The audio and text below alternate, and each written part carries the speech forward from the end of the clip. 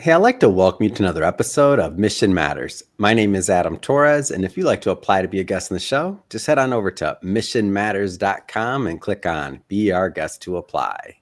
All right, so today's guests are Jack and Jill Johnson. They're co founders of the Franchise Insiders. Jack, Jill, welcome to the show.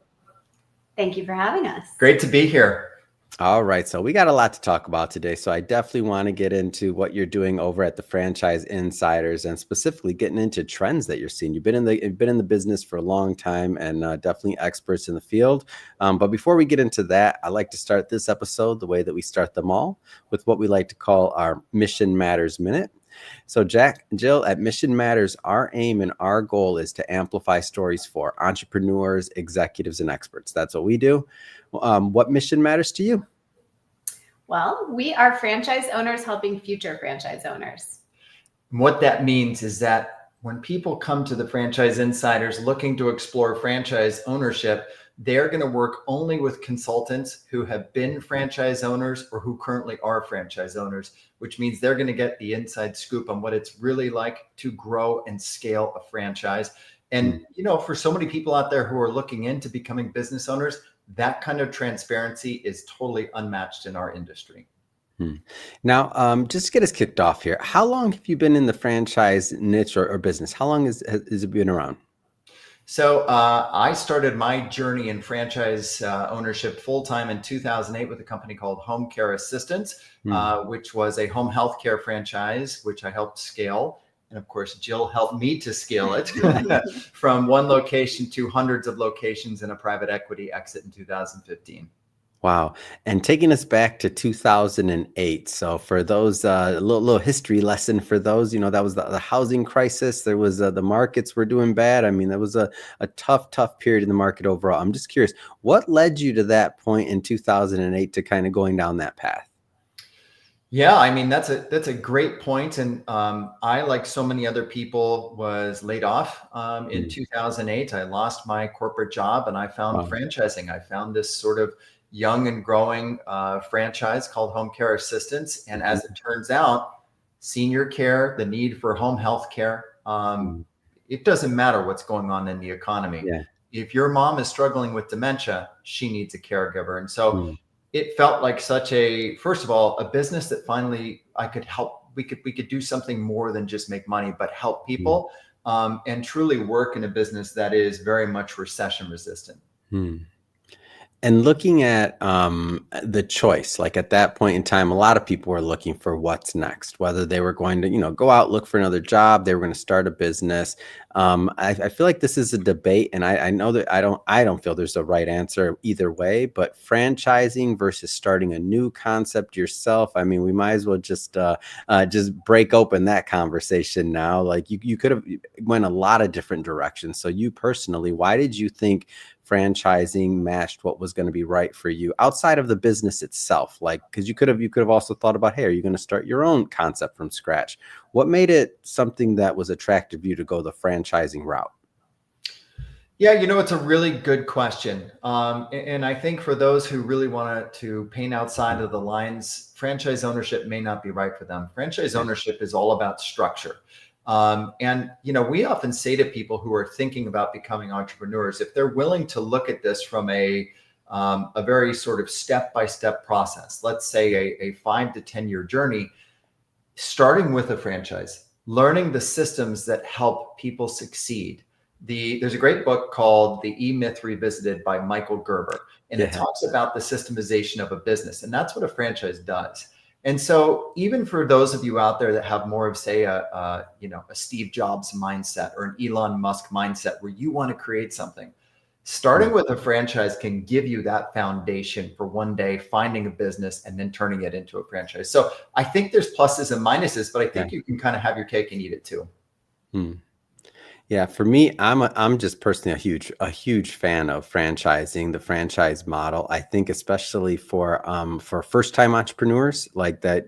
I'm not saying it's any easier, by the way, just because like you still have to work, you still have to make the business operate. Just because you're joining a particular concept does not guarantee success. In theory, it should increase the possibility of you having success because you have support, you have a model, you have maybe something that obviously has worked in other locations. Can you speak a little bit about that? Just kind of like the nuts and bolts, because I don't want to assume that we've all heard the terms, franchise, franchising.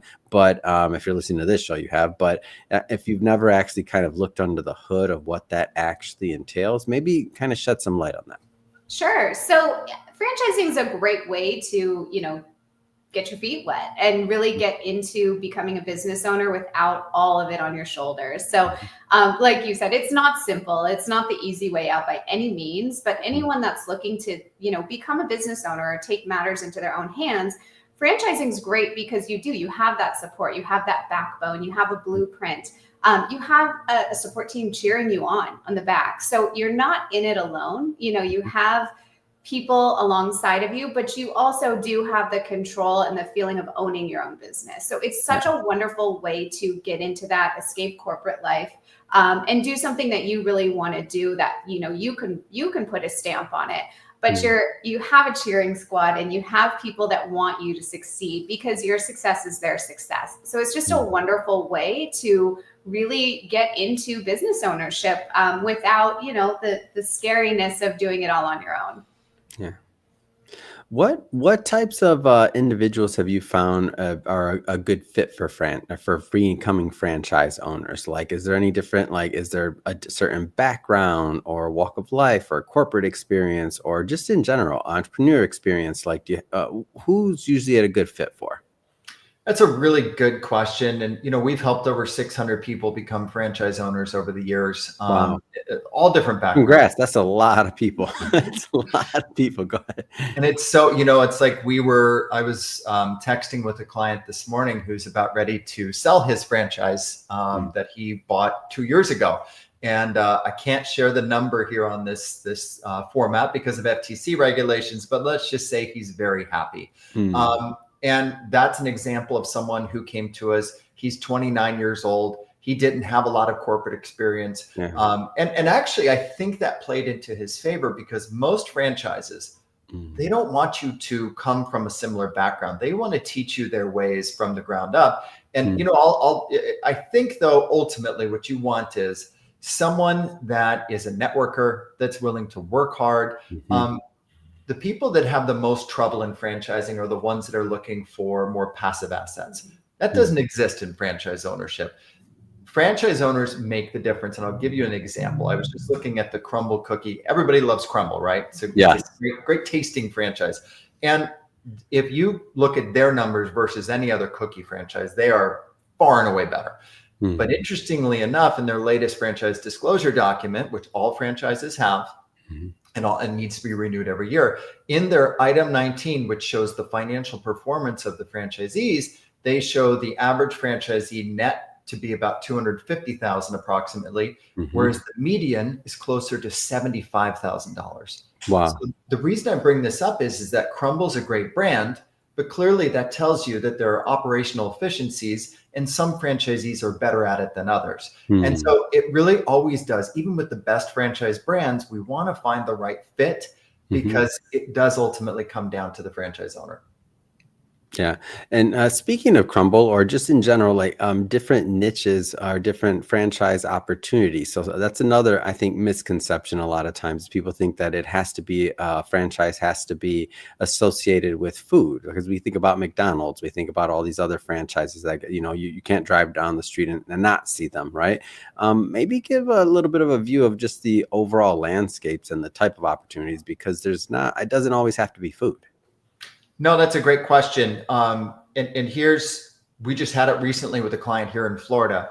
There is some seasonality here in Florida where we have, people who come and they live here October through May.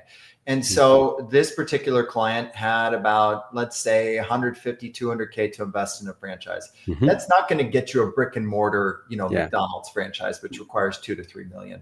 But we also wanted to be mindful of the trends here in Florida. And so what we found for him was a pool maintenance franchise where you can put clients, even if they're not in town, you can put them on a subscription, and it's easy enough for the technician to get access to the backyard. So that means all of his efforts in building up a client list, even for those that are going to leave for the summer, those pools still need to be cleaned every single week. So while it's not a sexy business, it's a business that's absolutely needed. And by the way, it also can take on commercial accounts like hotels. So as franchise consultants, Jill and I work with over 500 different franchises, and we actually have our clients take a personality assessment that's given to successful franchisees across hundreds of franchises. So we can show them where they compare to high performers, which is how we find things like pool maintenance franchises. Yeah. Talk a little bit more about your process. Actually, that's a good point. So meaning how it actually works to work with you. So you just mentioned an assessment. Walk me through. I'm a brand new person. I call you. I'm like, hey, I saw you in this amazing interview on Mission Matters. Jack, Jill, how can you help me? Like what happens next? Sure. So I think the first thing to realize is that it doesn't cost anything to work with us. Great point. So our services are 100% free. Like a realtor, we'll make a commission based on a placement. So if someone does buy a franchise, the franchisor will compensate us. So our services are free. So can't hurt to work with us. And that's something that I think a lot of people don't understand. It doesn't cost anything. And we're here to really give you that advice and the guidance. When people call us, it starts with a phone call. We, talk to them a little bit about what they're interested in, what their goals are, what their financial situation is. And then, as Jack said, they take the profile, which you can talk about. Well, and what's so nice is too, when our clients join us on an initial Google Meet call, which kind of looks like what we're doing now, we'll usually have at least a couple of our other consultants on the line too, because what we want is to get their perspective as well, and just sort of listen and share and give our clients an idea of what this is really like. So first, it is, like Jill said, having that initial phone call, learning about what someone wants to accomplish, sharing with them what franchise ownership is like, what it's like to scale a franchise. And then two, having them take these assessments to sort of build a profile on them. And unlike, 99% of the other consultants that are out there, we don't then just come back with a list of franchises. We come back with a recommendation report where we say, look, based upon our conversation, based upon the assessments that you took, here's the categories we think you should look at. Here's where we think you can excel as a franchise owner. Maybe this is the area where you should hire. And here's some spots you might want to stay away from. It's like we spoke to a client the other day. He really doesn't want to work with highly skilled labor. And what that means is someone that it's harder to find, right? Because they have to have a certain certificate. Yeah. And so we identified for him that it might actually be better to look at a subcontractor model where you're actually hiring these other specialists who already have a license. You're paying them as a contractor. You don't have to worry about W-2s and things like that. And you can just focus on sales. So that's what's so cool, is that there's so many different types of franchises. And we look to first really personalize the fit for them, and then show them the franchises that fit. Because if you just lead off by saying to someone, hey, you should own a restoration business, they're probably going to say that sounds like a terrible idea. Right. There's got to be some education that goes through that, right? Like, and to understand.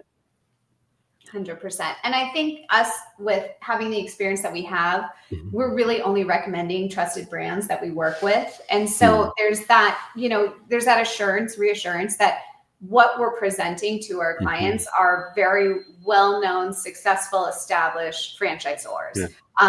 When you do a franchise search on your own without using franchise consultants like us, you don't know what you're looking at. And sometimes, as we talked about earlier, you get kind of caught up with the, sexiness or the shiny objects and what looks great.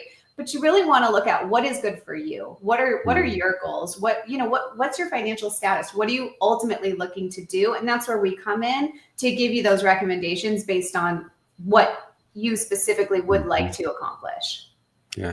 Go further into that vetting process and what that looks like for you to decide who gets to be on your platform, who gets to be in your list of potential recommendations. Yeah, and if I could just add a quick caveat, Please. right after that first phone call, we actually arm our clients with 3 very powerful contacts. One for franchise financing, Mhm. 2 from a CPA standpoint.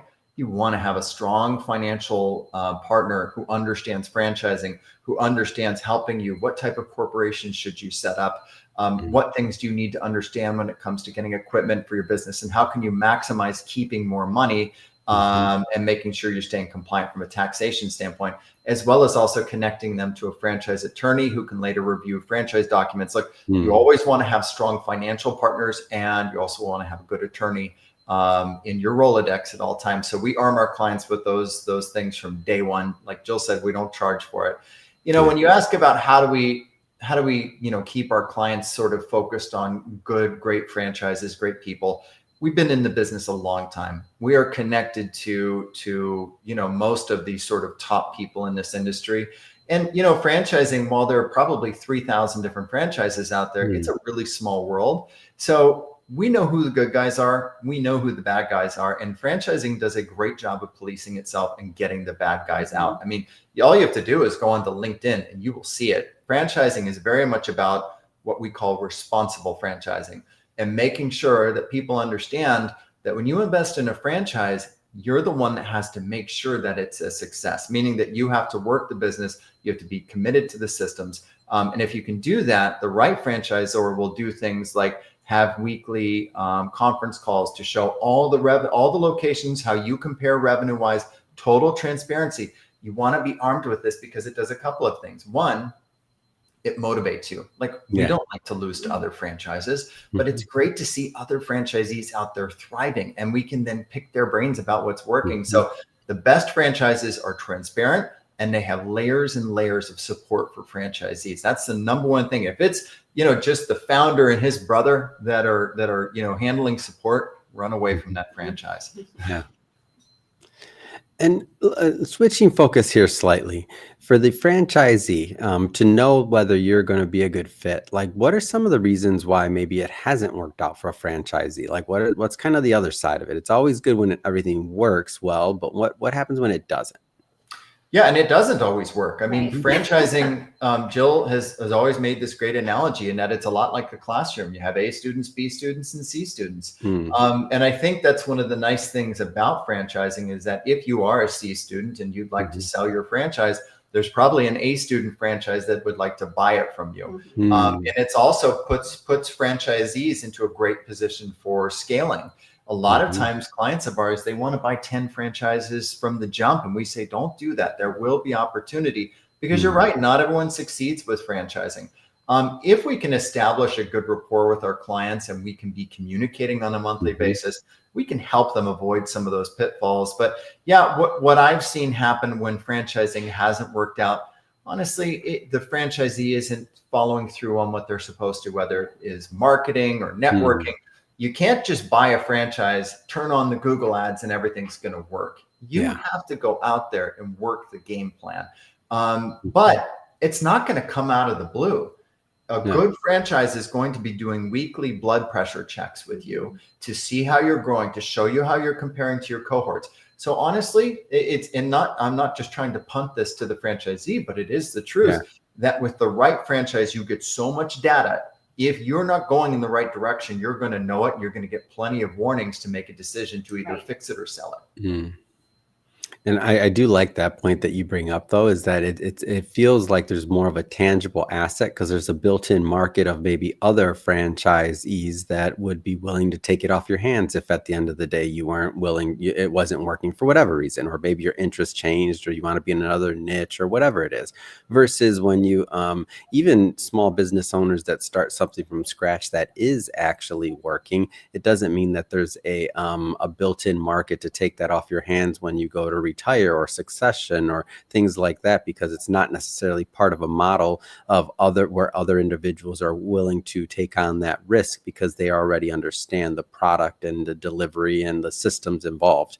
Am I off on that? Am I understanding that correctly?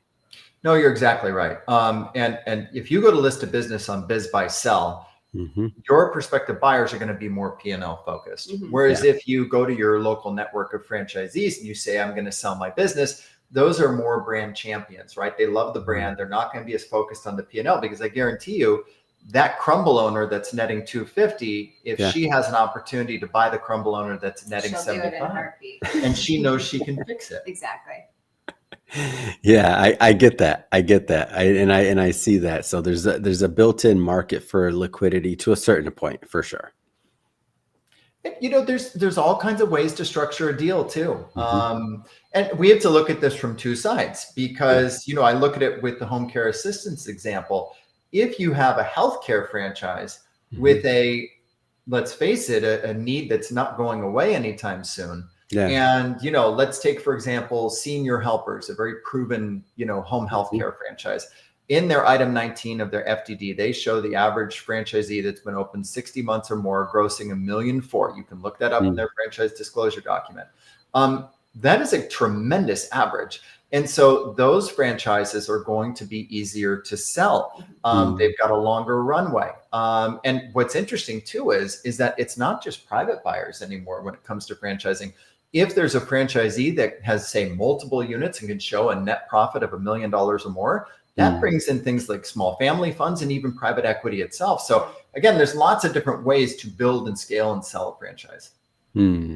Talk a little bit more about the actual process. So after you've chosen a franchise, you've already gone through your initial process, all the assessments are done, everything's good, and you're kind of at that, let's just call it that marriage stage, and you're ready to get hitched to that franchise. You're ready to put down some money, that paper. What happens next, and what kind of timeline are we looking at to actually, get to the point of acquiring? Do you remember when we had to wire our money to buy the Pink's franchise? Sure do. Do tell. You know, you're writing a big check. It's like when we bought our first house, we were scared. Yeah. It's scary, but again, you've done your due diligence. You've talked to those, franchisors. You've talked to franchisees. You've done the discovery calls. You've done everything. So you really should be at a point, besides, sending the money over and, not knowing what's ahead of you. But it's also a very exciting time. And so, the whole process from the beginning to the end can be 3 to 6 months. Sometimes longer, depending on the process. So, but at that point, you're ready to go. You're excited. You most likely are going to jump in with a couple new franchisees and do some trainings together. So, like anything, it's a big step, but it's a very, very exciting time. And just knowing you have that support and you have people behind you, it just makes all the difference. It's not as scary as opening up your own shop on your own and hoping people are going to walk through the door. You have a path, you have a guide. And so it's a really exciting time. But here's what most people don't know about working with a franchise consultant, especially with us at the Franchise Insiders who have done this, who've walked in the path. Last weekend, we told a client not to move forward with a franchise when he was ready to do it. And the reason is that we took a last second sort of gut check on the territory. And, probably it's a conversation I should have had with that client about a month earlier, but for whatever reason, we learned that a good portion of his territory would require him to drive an hour. And I just said, I don't like that fit for you. I think you should pull back and look. The franchisor, they're friends of ours, and they, of course, they want to bring on a new franchise owner. Our client was ready to get started. We've already been working on this since December. But sometimes you need to take a step back. And so we advised him, take a step back. Let's reassess. Let's find another company that has a better territory. And already we've found him a similar company where he can have his pick of the territories. We've done a territory analysis for him, showing him the 2 that we would recommend. And actually, this franchisor does turns out has a financing program where instead of having to write the check for 60 grand on day one, he pays $1,000 a month. So sometimes things work in a favorable way for the franchisee if we take our time and if we don't rush. Exactly. And I think that's where working with established franchise consultants, and I don't mean to turn this into a commercial, but this is for all of you thinking about working with a consultant.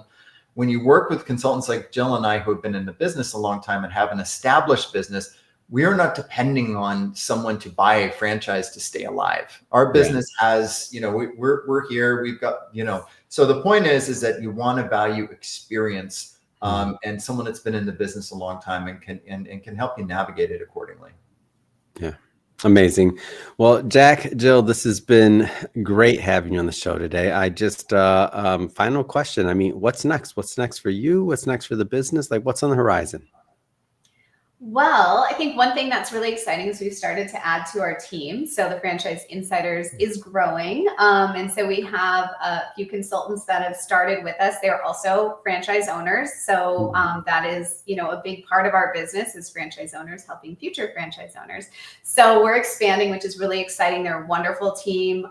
We're just looking forward to, just growing the business and, bringing on more people, teaching them to, it's interesting, right? Because as we started out, the initial excitement of being consultants, like I'll never forget when we first started Franchise Insiders and we placed this ad in Southwest Airlines and we had to commit to a year and we were spending $8,000 a month. And for the first 6 months, we didn't make a dime. No. And eventually the business, grew and succeeded. And so what we love is we're able to mentor other franchise consultants in the same methodology that has been so successful for us and has blessed us with this wonderful life of helping other people become business owners. So no, this is our mission. Franchise Insiders are going to continue to scale and add on great consultants and help people do this the right way. Franchise owners helping future franchise owners. And how do people follow up? How do they learn more? And is there any content they can follow or anything else? Like, how do people follow up? Great question. Okay, well, first, you can go to thefranchiseinsiders.com. You can text 305-710-0050. Or if you're not ready for a conversation, check out our podcast. It's called We Bought a Franchise. It's available wherever you might stream a podcast. It's called We Bought a Franchise. It's also on YouTube, where we talk about our experiences as franchise owners. We also interview franchise owners. So it is just a wealth of information for anyone just thinking about or considering franchise ownership. Amazing. And for everybody watching or listening to this, we'll definitely put those links in the show notes. So you can just click on the links and head right on over and check out the website and also the podcast. Definitely go check that out. And speaking of the audience, if this is your first time with Mission Matters and you haven't done it yet, hit that subscribe or follow button. This is a daily show. Each and every day, we're bringing you new content, new ideas, and hopefully new inspiration to help you along the way in your journey as well. So again, hit that subscribe or follow button. And Jack, Jill, thanks again for coming on the show. Thank you for having us. Thank you.